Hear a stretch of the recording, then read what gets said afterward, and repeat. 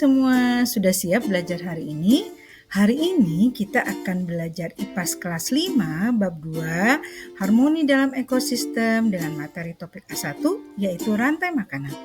Yuk kita siap-siap belajar. Jangan lupa sebelum belajar kita berdoa terlebih dahulu.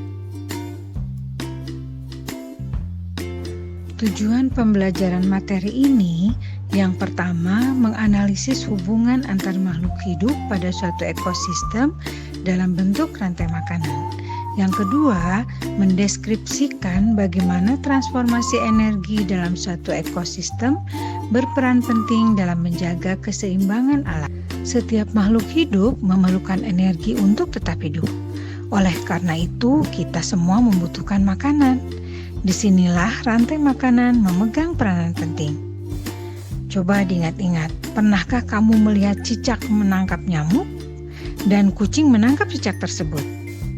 Nah, itulah salah satu contoh rantai makanan. Dari peristiwa tersebut dapat disimpulkan bahwa rantai makanan adalah peristiwa makan dan dimakan antar makhluk hidup dengan urutan tertentu.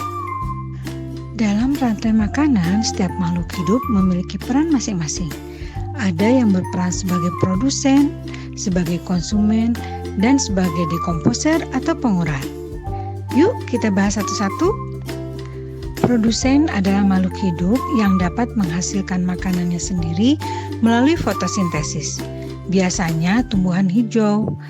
Melalui proses fotosintesis ini, tumbuhan menggunakan matahari untuk mengubah air dan karbon dioksida menjadi makanan. Produsen merupakan awal dari rantai makanan. Peran yang kedua yaitu konsumen.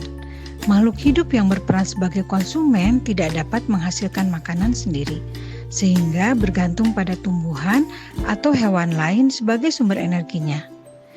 Manusia dan hewan berperan sebagai konsumen. Peran sebagai konsumen bermacam-macam.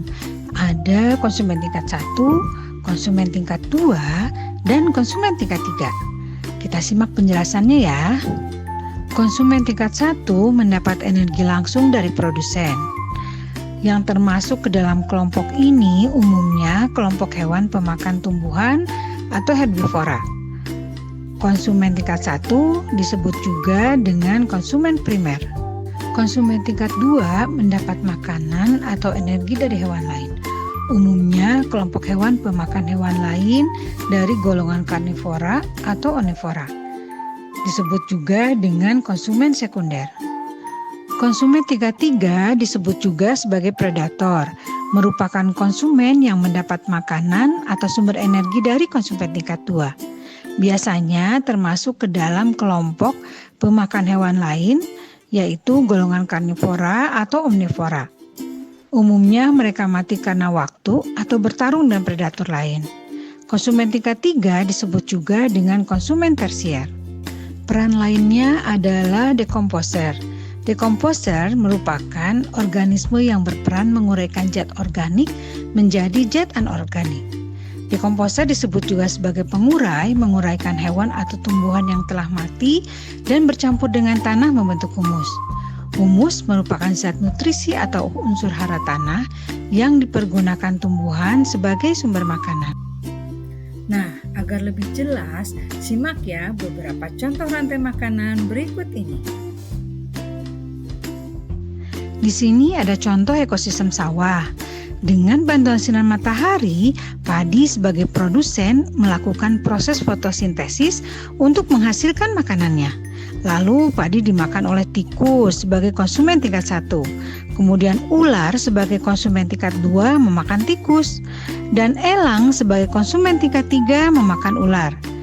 Ketika elang mati, diuraikan oleh jamur dan bakteri sebagai dekomposer menjadi zat nutrisi yang diperlukan oleh padi atau tumbuhan. Contoh selanjutnya pada ekosistem hutan. Rumput sebagai produsen dimakan oleh rusa yang berperan sebagai konsumen 1. Lalu rusa dimakan oleh harimau sebagai konsumen tingkat 2. Dan harimau mati diuraikan oleh jamur dan bakteri sebagai dekomposer menjadi humus atau zat nutrisi yang diperlukan oleh tumbuhan. Berikutnya pada ekosistem laut. Fitoplankton sebagai produsen dimakan oleh zooplankton sebagai konsumen 1. Lalu zooplankton dimakan oleh ikan kecil atau hewan laut kecil sebagai konsumen tingkat 2. Selanjutnya, ikan kecil dimakan oleh ikan besar sebagai konsumen tingkat 3. Ketika ikan besar mati, diuraikan oleh dekomposer menjadi zat nutrisi yang diperlukan oleh fitoplankton. Rantai makanan tidak selalu memiliki urutan dan proses yang panjang. Contohnya pada gajah. Gajah dewasa yang besar membuatnya tidak memiliki predator alami. Gajah memakan beraneka macam tumbuhan, di antaranya daun akasia yang merupakan tumbuhan yang paling disukai gajah. Nah, ketika gajah mati akan diuraikan oleh dekomposer dan bercampur dengan tanah menjadi humus yang diperlukan tumbuhan untuk tumbuh dengan subur. Bagaimana? Sampai di sini sudah bisa dipahami?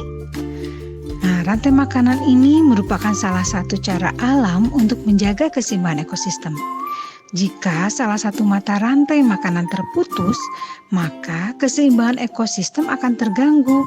Contohnya, jika populasi ulat berkurang, maka populasi burung pemakan ulat juga akan berkurang. Untuk itu, penting sekali menjaga keseimbangan ekosistem dengan cara merawat dan melindungi setiap makhluk hidup yang ada di alam. Oke, sampai di sini pembelajaran kita hari ini. Semoga dapat dipahami dan bermanfaat. Sampai jumpa lagi.